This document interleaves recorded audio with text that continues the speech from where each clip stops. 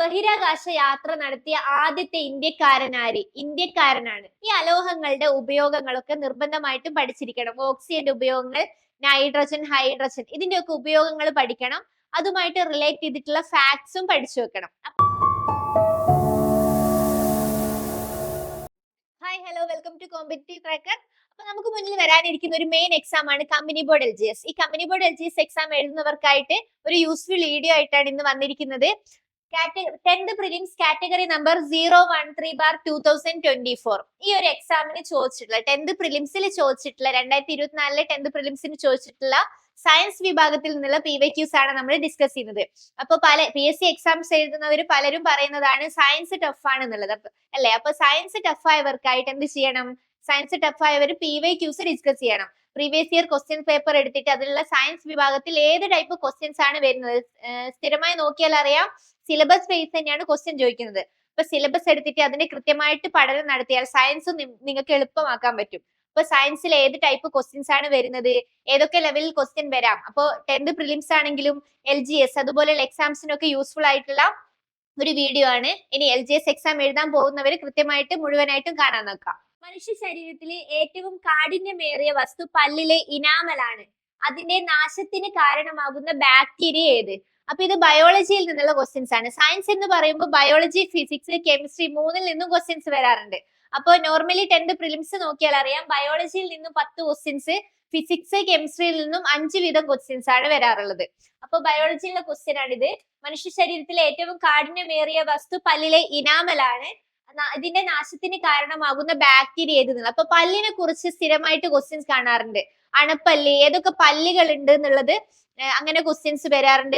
ഓരോ പല്ലിന്റെയും എണ്ണം എത്രയാണ്, ഡിഫറെന്റ് ടൈപ്സ് ഓഫ് പല്ലുകൾ ഉണ്ട്, അല്ലെ? ഈ പല്ലുകളുടെ ഓരോന്നിന്റെയും എണ്ണം എത്രയാണ്, അങ്ങനെയുള്ള ക്വസ്റ്റ്യൻസ് ഒക്കെ കാണാറുണ്ട്. അപ്പൊ ഓരോ പല്ലിന്റെയും പ്രത്യേകതകൾ ചോദിക്കാറുണ്ട്. ചവർണകം, അഗ്രചവർണകം, അങ്ങനെ ഓരോ പല്ലിന്റെയും പ്രത്യേകതകൾ ചോദിക്കാറുണ്ട്. അപ്പൊ ഇത് പല്ലിന്റെ ഇനാമൽ നാശത്തിന് കാരണമാകുന്ന ബാക്ടീരിയ എന്ന് പറയുന്നത് മൈക്രോ ബാക്ടീരിയം ആണോ, സ്ട്രെപ്റ്റോകോക്കസ് ആണോ, ലാക്റ്റിക് ആസിഡ് ബാക്ടീരിയ ആണോ, ഐഷറിക്കിയ കോളി ആണോ? ഏതാണ് ആൻസർ ആയിട്ട് വരുന്നത്? Answer C, lactic acid bacteria ആണ് വരുന്നത്. ആൻസർ സി ആണ് ആൻസർ ആയിട്ട് വരുന്നത്, ലാക്റ്റിക് ആസിഡ് ബാക്ടീരിയ. പല്ലിന്റെ ഇനാമലിന്റെ നാശത്തിന് കാരണമാകുന്നത് ലാക്റ്റിക് ആസിഡ് ബാക്ടീരിയ ആണ്. ലാക്റ്റിക് ആസിഡ് കാണുന്നത് എവിടെയാണ്?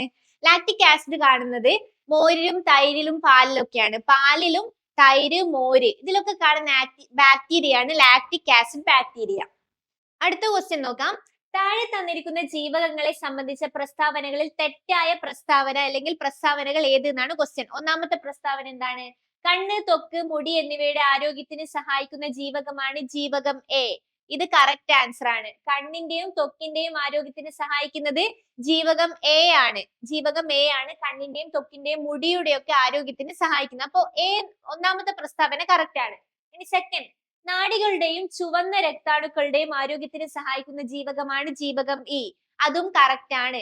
ചുവന്ന രക്താണുക്കൾ, നാഡികൾ എന്നിവയുടെ ആരോഗ്യത്തിന് സഹായിക്കുന്ന ജീവകം E ആണ്. ജീവകം E ആണ്. ഇനി മുറിവുണ്ടാകുമ്പോൾ രക്തം കട്ടപിടിക്കാൻ സഹായിക്കുന്ന ജീവകമാണ് ജീവകം K. അത് നമുക്കറിയാം. രക്തം കട്ടപിടിക്കാൻ വേണ്ടി ജീവകം K ആണ് സഹായിക്കുന്നത്.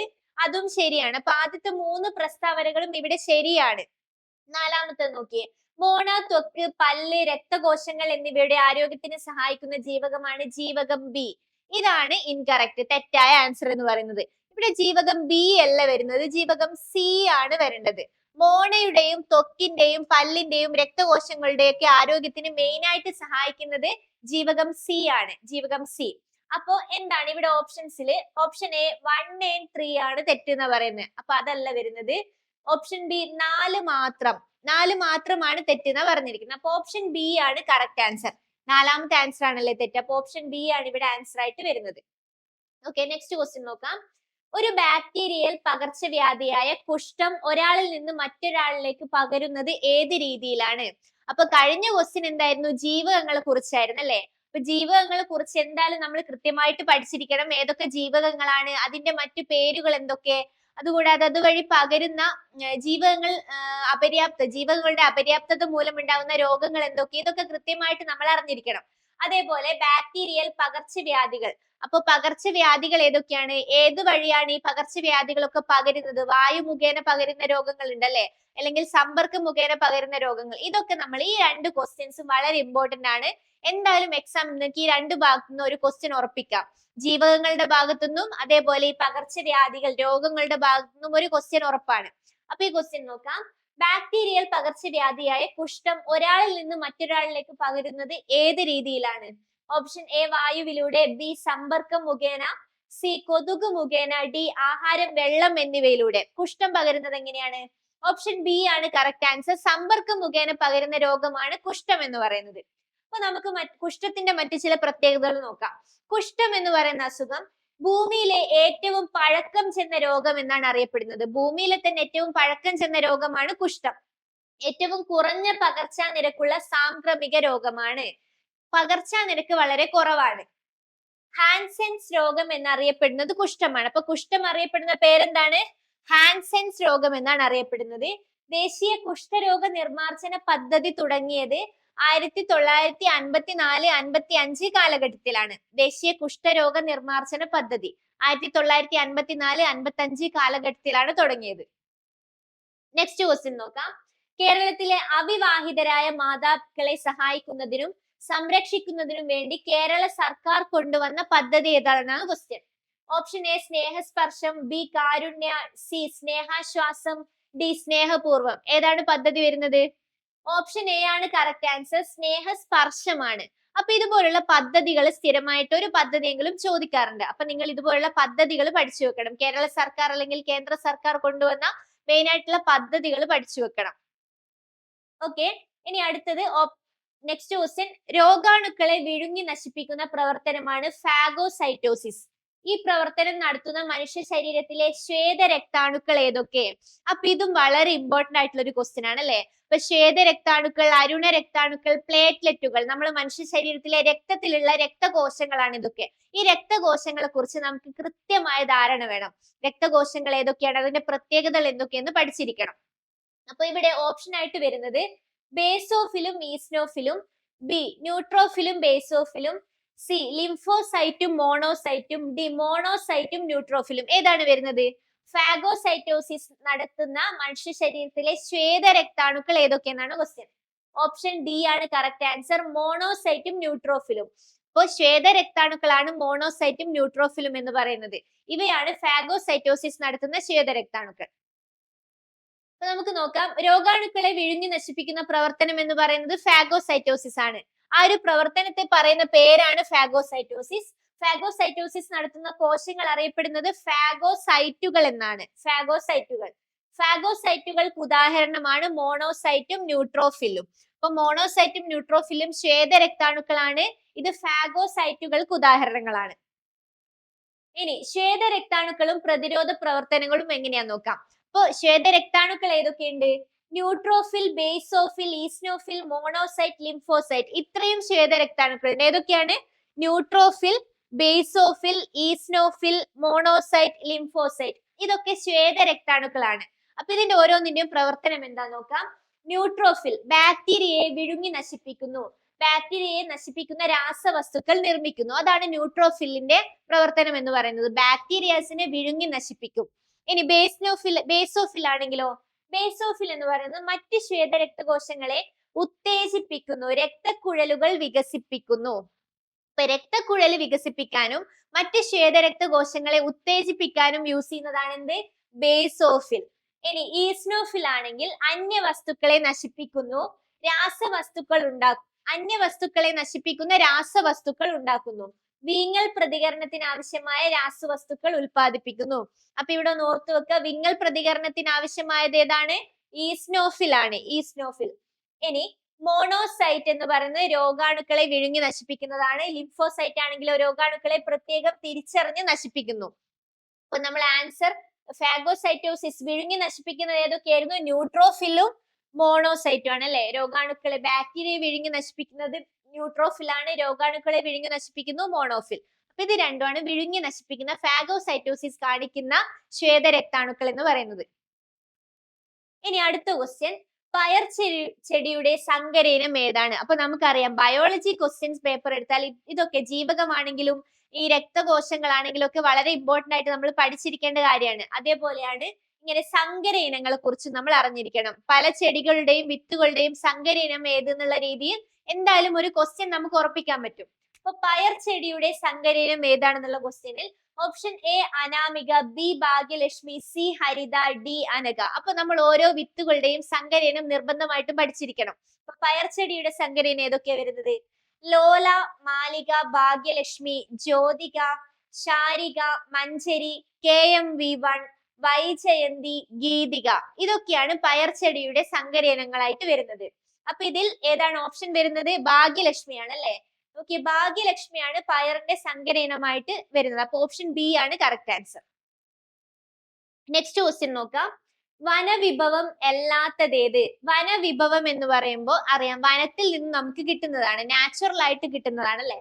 ഓപ്ഷൻ എ പശ, ബി കോലരക്ക്, സി തേൻ, ഡി മണ്ണെണ്ണ. ഏതാണ് വനവിഭവം അല്ലാത്തത്? ഓപ്ഷൻ ഡി ആണ് കറക്റ്റ് ആൻസർ. മണ്ണെണ്ണയാണ് വനവിഭവം അല്ലാത്തത്. അപ്പൊ വനത്തിൽ നിന്നും കിട്ടുന്നതാണ്. പശയാണെങ്കിലും തേനാണെങ്കിലും കോലരക്കാണെങ്കിലും ഒക്കെ നമുക്ക് വനത്തിൽ നിന്നും കാടിൽ നിന്നും കിട്ടുന്നതാണ്. ഇനി മണ്ണെണ്ണ നമ്മൾ എങ്ങനെയാ കുഴിച്ചെടുക്കുകയാണ് ചെയ്യുന്നത്. പെട്രോളിയം പ്രൊഡക്റ്റ് ആണ് മണ്ണെണ്ണ. അപ്പൊ പെട്രോളിയം പ്രൊഡക്റ്റ് ആയതുകൊണ്ട് തന്നെ മണ്ണെണ്ണ വനത്തിൽ നിന്നും കിട്ടുന്ന വിഭവമല്ല. ഇനി അടുത്ത ക്വസ്റ്റ്യൻ, അമ്ലമഴയ്ക്ക് കാരണമായ വാതകം. അപ്പൊ ഇത് നമ്മൾ ഇതിലേക്ക് കെമിസ്ട്രിയിലേക്ക് കടന്നു. അപ്പൊ കെമിസ്ട്രിയിലേക്ക് കടക്കാണ്. അമ്ലമഴയ്ക്ക് കാരണമായ വാതകം ഏതെന്നാണ് question.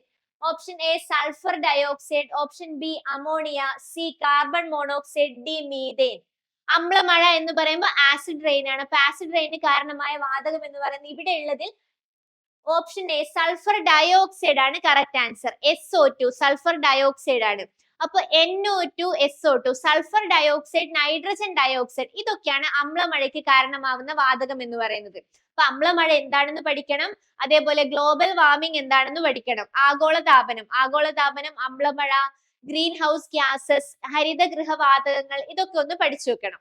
Option A sulphur dioxide ആണ് ഇവിടെ വരുന്നത്. ഇനി ഏറ്റവും കൂടുതൽ ചണം ഉൽപ്പാദിപ്പിക്കുന്ന രാജ്യം ഏത്? ചണം കൂടുതൽ ഉൽപ്പാദിപ്പിക്കുന്ന രാജ്യം ചൈനയാണോ, ബംഗ്ലാദേശ് ആണോ, ഇന്ത്യയാണോ, പാകിസ്ഥാൻ ആണോ? ഓപ്ഷൻ സി ആണ് കറക്റ്റ് ആൻസർ. ഇന്ത്യയാണ് കറക്റ്റ് ആൻസർ. ചണം ഏറ്റവും കൂടുതൽ ഉൽപ്പാദിപ്പിക്കുന്നത് ഇന്ത്യയിൽ നിന്നാണ്. അപ്പൊ ചണത്തിനെ കുറിച്ച് നോക്കുകയാണെങ്കിൽ ലോകത്തിൽ ചണം ഉൽപാദനത്തിൽ ഏറ്റവും മുന്നിൽ നിൽക്കുന്ന രാജ്യമാണ് ഇന്ത്യ. ചണം ഉൽപാദനത്തിൽ ഏറ്റവും മുന്നിൽ നിൽക്കുന്ന രാജ്യം ഏതാണ്? ഇന്ത്യയാണ്. ചണകൃഷിക്ക് അനുയോജ്യമായ ഭൂമിശാസ്ത്ര ഘടകങ്ങൾ ഏതൊക്കെയെന്ന് ചോദിച്ചാൽ 150 സെന്റിമീറ്ററിൽ കൂടുതൽ മഴ ലഭിക്കണം, ഉയർന്ന താപനിലയായിരിക്കണം, നീർവാർച്ചയുള്ള എക്കൽ മണ്ണായിരിക്കണം. ഇതാണ് കൃഷിക്ക് അനുയോജ്യമായ ഭൂമിശാസ്ത്ര ഘടകങ്ങൾ. ഇനി ചണം ഉൽപ്പന്നങ്ങളെ പ്രോത്സാഹിപ്പിക്കാനായി കേന്ദ്ര സർക്കാർ പുറത്തിറക്കിയ ലോഗോ ആണ് ജൂട്ട് മാസ്ക് ഇന്ത്യ എന്ന് പറയുന്നത്. Jute mask India. നെക്സ്റ്റ്, ഇന്ത്യയിലെ പ്രധാന ചണ ഉൽപാദന മേഖല എന്ന് പറയുന്നത് ഏതാണ്? പശ്ചിമ ബംഗാളിലെ ഗംഗ ബ്രഹ്മപുത്ര ഡെൽറ്റ പ്രദേശമാണ് പ്രധാനമായി ഇന്ത്യയിൽ ചണം ഉൽപ്പാദിപ്പിക്കുന്ന മേഖല. പശ്ചിമ ബംഗാളിലെ ഗംഗ ബ്രഹ്മപുത്ര ഡെൽറ്റ പ്രദേശം. ചണം കൃഷി ചെയ്യുന്ന ഇന്ത്യൻ സംസ്ഥാനങ്ങൾ ഏതൊക്കെയെന്ന് ചോദിച്ചാൽ പശ്ചിമ ബംഗാൾ, അസം, ഒഡീഷ എന്നിവയാണ്.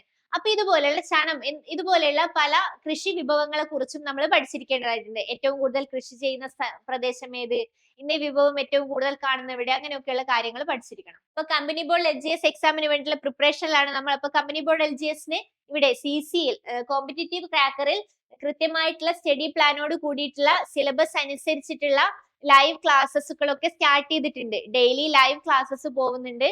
അതുപോലെ നിങ്ങൾക്ക് ജോയിൻ ചെയ്യാൻ താല്പര്യമുണ്ടെങ്കിൽ ഈ കാണിച്ചിരിക്കുന്ന നമ്പറിലേക്ക് കോൺടാക്ട് ചെയ്യാവുന്നതാണ്. ഇവിടെ താഴെ കൊടുത്തിരിക്കുന്ന നമ്പറിലേക്ക് കോൺടാക്ട് ചെയ്യാം. നമുക്കറിയാം കമ്പനി ബോർഡ് LGS എന്ന് പറയുന്നത് 3000-ലധികം വേക്കൻസീസ് ഉള്ള എക്സാം ആണ് അല്ലെ? അപ്പൊ ഇത്രയും വേക്കൻസീസ് ഉള്ളതുപോലെ തന്നെ കോമ്പറ്റീഷനും വളരെ കൂടുതലാണ്. അതുകൊണ്ട് തന്നെ കൃത്യമായ നമ്മളിപ്പോ പഠിക്കുന്നതിനകം കുറച്ചുകൂടി ഒരുപടി മുന്നിലായിട്ട് പഠിക്കണം. അപ്പൊ പ്രിപ്പയർ ചെയ്യുന്ന എല്ലാവരും വളരെ കൃത്യമായിട്ട് സ്റ്റഡി പ്ലാനോട് കൂടി പഠിക്കാൻ നോക്കണം. ഇവിടെ ഒരു കൃത്യമായ സ്റ്റഡി പ്ലാനോട് കൂടിയിട്ടുള്ള പഠനം തന്നെയാണ് നമ്മൾ നടത്തിക്കൊണ്ടു പോകുന്നത്. അപ്പൊ ജോയിൻ ചെയ്യാൻ താല്പര്യമുള്ളവർ താഴെ കാണുന്ന നമ്പറിലേക്ക് കോൺടാക്ട് ചെയ്യാം. ഓക്കെ, ഇനി അടുത്ത ക്വസ്റ്റ്യൻ, ശുദ്ധജലത്തിന്റെ pH മൂല്യം എന്ത്? ശുദ്ധജലത്തിന്റെ pH മൂല്യം എത്രയാണ്? ശുദ്ധജലമാണെങ്കിൽ ഓപ്ഷൻ 7, 1, 5, 11 ഏതാണ് വരുന്നത്? ശുദ്ധജലത്തിന്റെ pH മൂല്യം 7 ആണ് വരിക. pH മൂല്യം ആസിഡിന്റെ ആണെങ്കിൽ 7ൽ താഴെയായിരിക്കും. ബേസസിന്റെ പി എച്ച് ആണെങ്കിൽ 7ൽ കൂടുതലായിരിക്കും അല്ലെ. 7ൽ താഴെയുള്ളതൊക്കെ ആസിഡ് ആയിരിക്കും, 7ന് മുകളിലുള്ളതൊക്കെ ബേസ് ആയിരിക്കും. ഇനി 7ആണ് വരുന്നതെങ്കിൽ അത് ശുദ്ധജലം, ആസിഡും അല്ല ബേസും അല്ല, ന്യൂട്രൽ ആയിട്ടുള്ള വസ്തുക്കളാണ് 7ല് വരുന്നത്. ഇനി അടുത്ത ക്വസ്റ്റ്യൻ, ആറ്റത്തിന്റെ സൗരയൂഥ മാതൃക ആരുടെ സംഭാവനയാണ്? Option John Dalton, Michael Faraday, Rutherford, J Thomson. ആരുടെ സംഭാവനയാണ് സൗരയൂഥ മാതൃക?